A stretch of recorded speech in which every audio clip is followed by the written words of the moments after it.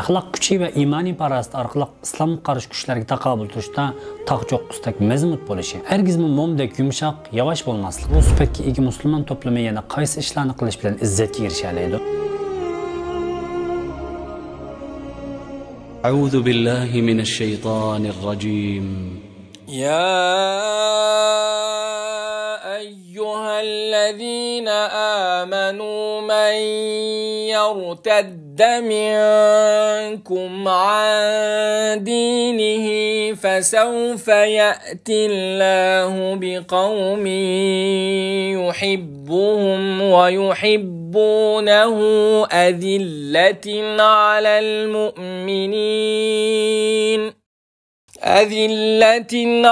المؤمنين أعزة على الكافرين يجاهدون في سبيل الله ولا يخافون لومة لائم ذلك فضل الله يؤتيه من يشاء والله واسع عليم. Allah Teala Adem Aleyhisselam'ı yaratıp bütün melaiklerin secde kılışkı buyuruş arkalık insanı insan buluş süpütü bilen başka mahlukatların üstünü yaratkan bolsa, insanın bu üstünlükini saklap kılışını yaratıcısıq iman yetişi ve salih amellerini kılışığa bağlılık kıldı. Allah halıgan kulunu peygamberlik, ilim, hikmet ve mal dünya bir iş bilen üstün kıldı. Naçar emellerini kılganlarını bolsa, ular goya hayvan okşaydı. Belki hayvandım betterdir deyiş arkalık insanların en töven derecesi bolduğunu bildirdi. Peygamber Aleyhisselam'ın Müslümanların üstünlük eriştiriş için algan tuncu kademeden biri sahabilerini kırındaş kılış arkalık özara ittifak, bir köyümçan, düşmanlarga bolsa qattiq qo'l bo'lishini o'rgatish bo'ldi. Alloh taolo payg'ambar alayhisalomning tarbiyasi yetishgan u mo'minlarni sifatlab shundoq deydi: Muhammad Allohning rasulidir. Uning bilan birga bo'lgan mo'minlar kuffarlarga qattiq, o'zaro köyümçan, yumshoqdir. Bundaqda qarindoshlar köyümçan va yumshoq. Kafirlarga qattiq qo'l musulmonning sifatlari qandoq bo'ladi? Musulmon aqli, talanti, qobiliyati, jamiyatdagi o'rni, mol-mulki, jismoniy quvvatlari qatorliqlardan hech birini musulmon qarindoshga besim qilish, ziyon yetkazish uchun ishlatmaydi. Har doim o'zaro yumshoq muomalada bo'ladi. Rahimdil, ko'yimchan, oq ko'ngil bo'ladi. Kuffarlarga qattiq qo'l bo'lish bo'lsa, bir mu'min o'zining iymondagi puxtaligi, dindorlikdagi ixlosmandligi, prinsip jihatdagi mustahkamligi, axloq kuchi va iymonniy parasti orqali islomga qarshi kuchlarga taqobil turishda tog' cho'qqisdek mazmut bo'lishi, hargizmi mo'mdek yumshoq, yavash bo'lmasligi. Qanday qilchaqlar dushmanlar bilan do'qurishib qolsa, Allohning haqiqiy bandalarining har qanday besimni bosh egmaydiganligini isbotlab qo'yish bilan bo'ladi. Undaqda bu sifatga ega musulmon to'plami yana qaysi ishlarni qilish bilan izzatga erisha oladi? Birinchi, Allohga haqiqiy ravishda iymon etish. Allohga haqiqiy ravishda iymon etish, Allohdan boshqa iloh yo'q. Muhammad alayhisalom Allohning bandasi va elchisidir degan iymon kalimasini dili bilan tasdiq qilgan holatda degandan keyin Alloh taolaning Qur'on hadisida bayon qilingan ism sifatlarini bilish va shuning taqozosi bo'yicha yashash demakdir. Shahodat kalimasini degandan keyin qalbim yaxshi deb qo'yib o'zi xohlagan bo'yicha yashash deganlik emas. Ikkinchi, salih amallarni qilish. Qur'on Karimda mo'minlarning ustunligini tilga olgan oyatlarda iymon etishdan keyin salih amallarni tilga oladi. Butun insonlikning ziyankorlik ichida ekanligini tilga olgan Asr surasidami iymon etganlar, yaxshi amal qilganlar, bir-birini haq va sabrga tavsiya qilganlarni istisno qilgan. Amal deganda faqat Alloh farz qilgan ibodatlarni tushunsak xatolashgan bo'lamiz. Balki kamil musulmon bo'lish haqidagi suhbatimizda aytib o'tganimizdek, Alloh belgilagan farz ibodatlarni joyida ado qilish bilan birga cheklanganlardan yenish. Jumladan niyetimizni xolis Alloh uchun qilgan asosda bütün harakatlarimizda dinimizning ko'rsatmalariga uyg'un harakat qilish. Uchinchi, yaxshilik buyurib yomonlikdan to'sish. Islom ummatining alohidaliklaridan biri yaxshilik buyurib yomonlikdan to'sishdir. Alloh bu haqda shundoq deydi: Ey Muhammad ummati, sizlar insonlar manfaati uchun o'tirib chiqarilgan yaxshilik buyurib yomonlikdan to'sadigan, Allohga iymon etilgan eng yaxshi ummatsizlar. Kunimizda g'arbning xato tushuntirilgan erkinlik safsatasi o'tirib chiqqandan beri musulmon to'plamida yaxshilik buyurib yomonlikdan to'sishdan iborat bu farz yo'qolib, Uyg'urlarning asl axloqlardan biri bo'lgan pardishab ko'tarilib ketdi. Allohning cheklanmari bahramon holatda qilinishga boshladi. Buning natijasida musulmonlarning g'arbga bo'lgan talpinish kuchayib ketdi. G'arblashning qadam bosqichlarini payg'ambar alayhisolamning izidan hijrat qilgan musulmonlar hech tartinib qolmasdan ijro qilishga boshladi. 4. Ilm o'rganish va o'gitish. Ilm o'rganishning insonning yaratilishi bilan boshlanganligi va o'rganish istikining inson ruhiga yerlashtirilgan bir javhar ekanligini Qur'on Karimda ko'ramiz. Alloh taolo insonning yaratilishini tilga olgandan keyin insonga o'rgatganlik haqida to'xtalib shundoq deydi: Yaratgan Parvardigorning ismi bilan o'qigin. U insonni laqt qanday yaratdi? O'qigin.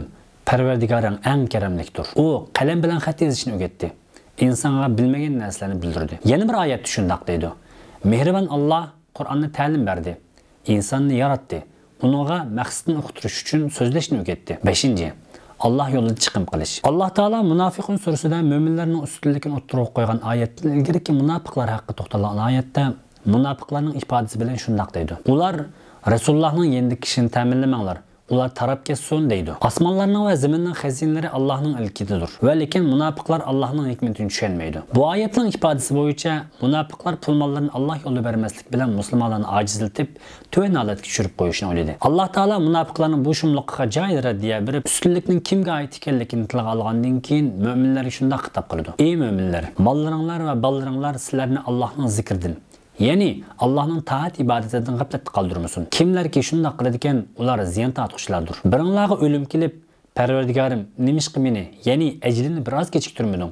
Sadiq qilib yaxshiladim bo'lar edim deyishdan burun o'zinglar rizq qilib berilgan narsalarni sadiq qilinglar. Alloh taolo bu oyat orqali bizlarga shunday da'vat etdi. Izzat sohibi bo'lgan Alloh va Rasuli chin ko'ngildan iymon etib, Allohning nazarida mo'minlarga xos qilingan ilohiy izzatga erishishni xohlagan mo'minlar. Sizlarni dunyo mashg'uliyatlarining eng voz kechilmaslaridan bo'lgan mol dunyo va bola chaqalarga aloqador ishlar asli izzatning sohibi bo'lgan Allohni zikr qilishdan mahrum qilib qo'ymasin. Allohni va Alloh uchun amal qilishni unutundirmasin. Buning kabi mashg'uliyatlar Allohni eslashdan g'aflat tushirib qo'yganlar ziyankorlik uchragan kishilardir. Shuning uchun Allohni unutmanglar va Alloh sizlarga bergan rizqni sadiq qilinglar. Bu oyatda mu'minlarning izzatga erishtirish haqida ikki xususiyat tilga ilinadi. Biri Allohni eslashdan g'aflatda qolmaslik, yana biri Alloh yo'lida chiqim qilish. Oyatdan chiqadigan yana bir muhim nuqta Alloh yo'lida sadiq qilishga buyurish, shuningga munosib sharoitni tayyorlashga buyurishni bildirdi. Bu maqsad bilan ishlab pul tepish bola chaqani deb ishlashdan yuksak bir himmatdir. Lekin Alloh cheklagan yo'l bilan pul topganlik bo'lsa, bola chaqani biqish va tarbiyalash g'amida pul topganlik bo'lmasdan, mol dunyo va bola chaqani deb Allohni unutish,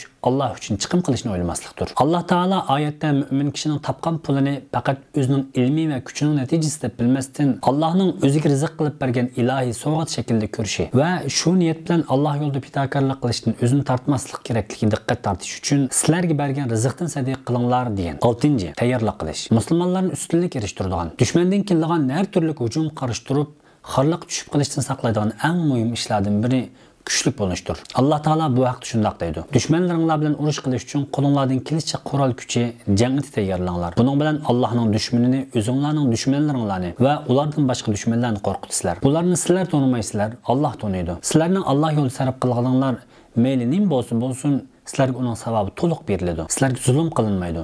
Ya'ni bu savobdan hech narsa kamaytirilmaydi. Oyatdagi kuch so'zi ma'lum sohaga bog'lanmasdan mutlaq kelgan bo'lib, Alloh taolo bu orqali musulmonlarning dushmanga qarshi turishda kerakli bo'lgan har qanday sohada o'zini kuchlantirishni buyuryapti. Musulmonlarning ustun bo'lganligi haqida to'xtalganimizda bugungi zamonimizda keng tarqalgan bir savol oldimizga tashlanishi mumkin. U bo'lsa-mu, undaqda bugungi kunda musulmonlar nima uchun xarzobullik ichida batil din sohiblari va dinsizlar ustunlikda? Biz bu savolga javob berishdan burun bunday bir nuqtani oydinlashtirib olishimiz kerak. Musulmonlarning musulmon bo'lganligi, eng katta payg'ambarning ummati bo'lganligi uchun ustunlikni da'vo qilishi xuddi yahudiylarning yahudiy bo'lganligi uchun ustunlikni da'vo qilishga o'xshaydi. Alloh taolo bu nuqtani Ali Imron surasida agar mo'min bo'lsanglar ustunlik qozinsizlar degan so'z bilan o'rgatgan. Oyatga diqqat qiladigan bo'lsak, Alloh taolo musulmonlarni ustunlik bilan sifatlagan bu oyatda ustunlik uchun mo'min bo'lish degan shartni birga keltirdi. Demak, mo'min bo'lish yuqori sanab o'tgan amallarni qilish orqali qo'lga keldi. Bugungi kunda biz musulmonlar u sifatlarni yo'qotib qo'yganligimiz uchun